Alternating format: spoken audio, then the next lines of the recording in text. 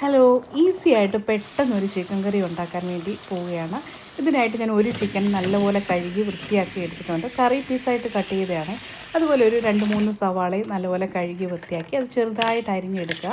അതുപോലെ ഇഞ്ചിയും വെളുത്തുള്ളിയും എല്ലാം കഴുകി വെക്കുക. ഇനി ഞാൻ സ്റ്റൗ ഓൺ ചെയ്തു. അതിലേക്കൊരു പാൻ വെച്ച് കൊടുക്കാൻ പോവുകയാണ്. പാൻ നല്ല വൃത്തിയായിട്ട് കഴുകിയതൊക്കെയാണ്. ഇനി അതിലൊട്ടും വെള്ളമയമില്ലാതെ നല്ല ഡ്രൈ ആയതിനു ശേഷം മാത്രം ഒരു 2 ടേബിൾ സ്പൂണോളം വെളിച്ചെണ്ണ ഒഴിച്ചു കൊടുക്കാം. വെളിച്ചെണ്ണ ചൂടാകുമ്പോഴത്തേക്ക് കടുക്, ഒരു 1.5 ടേബിൾ സ്പൂണോളം പെരിഞ്ചീരകം, ഗ്രാമ്പു, ഏലക്ക, കറുവപ്പട്ട ഇത്രയും കാര്യങ്ങൾ ഇട്ടു. അത് ചൂടായി കഴിഞ്ഞപ്പോഴേക്ക് നമ്മൾ ചെറുതായിട്ട് അരിഞ്ഞ് ഈ ഒരു പരുവത്തിനാണ് ഞാൻ സവാള അരിഞ്ഞിരിക്കുന്നത്. അതുകൂടെ ചേർത്ത് നല്ലപോലെ ഒന്ന് വഴറ്റി കൊടുക്കുകയാണ്. ഇത് സവാള ഇങ്ങനെ നല്ലപോലെ വഴറ്റി നമ്മൾ ഒരുപാടങ്ങ് ഗോൾഡൻ ബ്രൗൺ ഒന്നും ആവേണ്ട കാര്യമില്ല. ജസ്റ്റ് ഒന്ന് വഴണ്ട് കിട്ടിയാൽ മതി. എന്നാൽ അതിൻ്റെ ഒരു റോ സ്മെല്ലൊന്ന് പോയി കിട്ടണം. ഇത് ഇതുപോലെ നല്ലപോലെ ഒന്ന് വഴറ്റി എടുക്കുക. അപ്പോൾ തന്നെ നമുക്ക് നമ്മുടെ ഇഞ്ചിയും വെളുത്തുള്ളിയും കൂടെ ചതച്ചതിലേക്ക് ചേർക്കാം. ഇഞ്ചിയും വെളുത്തുള്ളിയും ചതച്ച് ചേർക്കുമ്പോഴാണ് നല്ലൊരു ടേസ്റ്റ് കേട്ടോ. അരിഞ്ഞിടുന്നതിലും ചിലർ അരിഞ്ഞാണ് ഇടാറുള്ളത്. പക്ഷെ ഞാൻ എപ്പോഴും പ്രിഫർ ചെയ്യുന്നത് നല്ലപോലെ ചതച്ചിടുന്നതാണ്. അപ്പോൾ ഇഞ്ചിയും വെളുത്തുള്ളിയും നല്ലപോലെ ഒന്ന് ചതച്ചെടുക്കാൻ പോവുകയാണ്. ഇതുകൂടി നല്ല ഭംഗിയായിട്ടൊന്ന് ചതച്ച് അതിലേക്ക് ചേർക്കാം.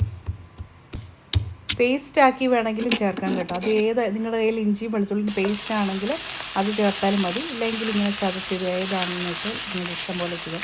ഇതിപ്പോൾ നല്ലപോലെ ഒന്ന് വഴണ്ടി വന്നിട്ടുണ്ട്. ഇങ്ങനെയൊന്നും ഈ ഒരു പരുവാകുമ്പോഴത്തേക്കും നമുക്ക് പൊടികൾ ചേർത്ത് കൊടുക്കാം. ഇപ്പം ഞാനിവിടെ ചേർക്കാൻ പോകുന്ന മല്ലിപ്പൊടി ചേർക്കുന്നുണ്ട്. അതൊരു 2 ടേബിൾ സ്പൂൺ 2-2.5 ടേബിൾ സ്പൂണോളം നമ്മുടെ മല്ലിപ്പൊടി ചേർത്ത് കൊടുക്കുന്നു. അതുപോലെ തന്നെ മുളക് പൊടി ഞാൻ ഒരുപാട് എരിവുള്ള മുളക് പൊടിയല്ല, എരിവ് കുറച്ചാണ് എനിക്കിഷ്ടം. അന്നേരം ഒരു 1.5 ടേബിൾ സ്പൂണോളം നമ്മുടെ മുളക് പൊടിയും കൂടെ ചേർത്ത് കൊടുക്കുകയാണ്.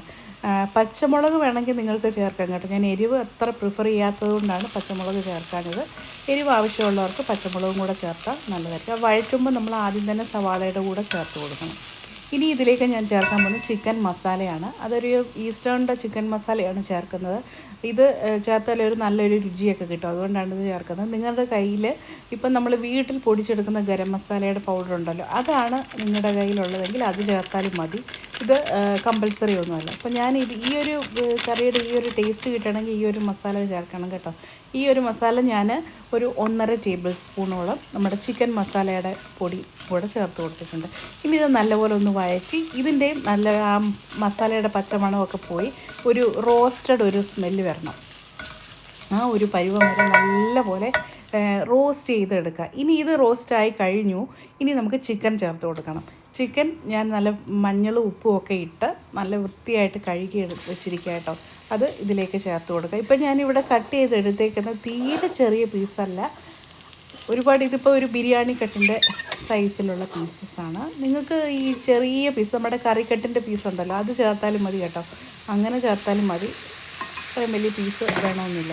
അപ്പോൾ അതും കൂടെ ചേർത്ത് ഇനി ഇത് നല്ലപോലെ മിക്സ് ചെയ്ത് കൊടുക്കാം. നിങ്ങൾ ശ്രദ്ധിച്ചാൽ ഇതുവരെ ഞാൻ ഉപ്പൊന്നും ചേർത്തിട്ടില്ല.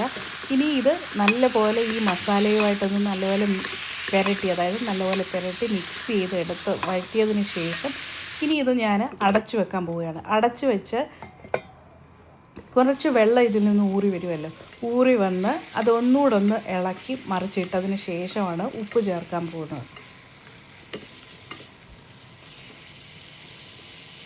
ഉപ്പ് ചേർക്കാൻ നേരം നമ്മുടെ കല്ലുപ്പുണ്ടല്ലോ, അത് ചേർക്കുകയാണെങ്കിൽ നമ്മുടെ കറിക്ക് ഒന്നുകൂടെ നല്ല സ്വാദായിരിക്കും. ഇപ്പം എൻ്റെ കയ്യിൽ അത് തീർന്നു പോയതുകൊണ്ട് ഞാൻ പിങ്ക് സോൾട്ടാണ് ചേർക്കുന്നത്. ഹിമാലയൻ പിങ്ക് സോൾട്ട് എന്ന് പറഞ്ഞ് വാങ്ങാൻ കിട്ടുമല്ലോ, അത് ആണ് ചേർത്തത്. അത് സ്വാദിനനുസരിച്ച് ഉപ്പ് ചേർത്തു. അതുപോലെ തന്നെ ഒരു നല്ല പിടിയോളം കറിവേപ്പില ചേർത്തു. ഈ കറിവേപ്പില എന്ന് പറഞ്ഞാൽ നല്ല സ്വാദ് കറിക്ക് കൊടുക്കുകയും പിന്നെ ഒരുപാട് ഗുണമുണ്ട് കേട്ടോ. നല്ലൊരു മണമാണ്. ഇതിപ്പം ചേർത്തപ്പോൾ തന്നെ നല്ലൊരു മണം വരുന്നുണ്ട്. ഇത് കണ്ട, ഇതെല്ലാം കൂടെ ചേർത്ത് നല്ലപോലെ ഒന്നുകൂടെ ഇളക്കി വഴറ്റി അടച്ചു വയ്ക്കുകയാണ്. ഇനിയും ഉള്ള ഒരു ഓപ്ഷനാണ് കേട്ടോ. ഇപ്പോൾ ഈ പെരട്ടി നിങ്ങൾക്ക് വേണമെങ്കിൽ എടുക്കാം, അല്ലെങ്കിൽ കണ്ടോ ഈ ഒരു പരുവത്തിൽ നല്ല ചിക്കൻ വെന്തതിന് ശേഷം നല്ല എണ്ണയൊക്കെ തെളിഞ്ഞ് വന്നിട്ടുണ്ട്. ഈ ഒരു പരുവത്തിൽ നിങ്ങൾക്ക് കറി മാറ്റാം. ചിലർക്ക് ഒരു വീട്ടിൽ തന്നെ 2 ഇഷ്ടങ്ങളുണ്ടല്ലോ. ചിലർക്ക് ഇങ്ങനെ ചിക്കൻ പെരണ്ടിരുന്നാൽ മതി, ചിലർക്ക് നല്ലപോലെ ചാറ് വേണം. അങ്ങനെ പല ഇഷ്ടങ്ങളുണ്ടെങ്കിൽ ഈ ഒരു പരുവത്തിൽ പകുതി കറി എടുത്ത് മാറ്റാം കേട്ടോ. റോസ്റ്റ് ഒരു പരുവത്തിലെടുക്കാം, പെരട്ട് പോലെ എടുക്കാം. അതല്ല കറി ചാറ് വേണമെന്നുള്ളവർക്ക് നമുക്ക് അതിലേക്ക് തേങ്ങാപ്പാൽ ചേർക്കാം. തേങ്ങ ഇവിടെ ഞാൻ അരച്ചതാണ് ചേർക്കുന്നത്. കുറച്ച് വെള്ളം കൂടെ ചേർത്ത് അരച്ച് ഇതേപോലെ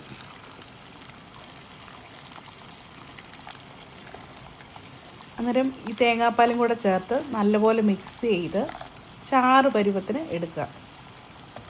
അന്നേരം ചില വീട്ടിൽ കുട്ടികൾക്ക് കറികൾ വേണം, ചിലർക്ക് റോസ്റ്റ് മതി, അങ്ങനെയൊക്കെ ഉണ്ടെങ്കിൽ നമുക്ക് ഈ ഒരു ഓപ്ഷൻ നമുക്ക് ചൂസ് ചെയ്യാം. ഇത് വളരെ നല്ലതാണ്. ഇതിപ്പം തേങ്ങാപ്പാൽ ഒഴിച്ചു കഴിഞ്ഞ് നല്ലപോലെ ഒന്നുകൂടെ ഒന്ന് മിക്സ് ചെയ്ത് ഒന്നുകൂടെ ഒരു 2 to 3 മിനിറ്റ്സ് ഒന്നുകൂടെ ഒന്ന് കുക്ക് ചെയ്യാൻ അനുവദിക്കാം. നല്ലപോലെ ഇളക്കി ഇട്ട് നമുക്കിത് അടച്ചു വെക്കണം.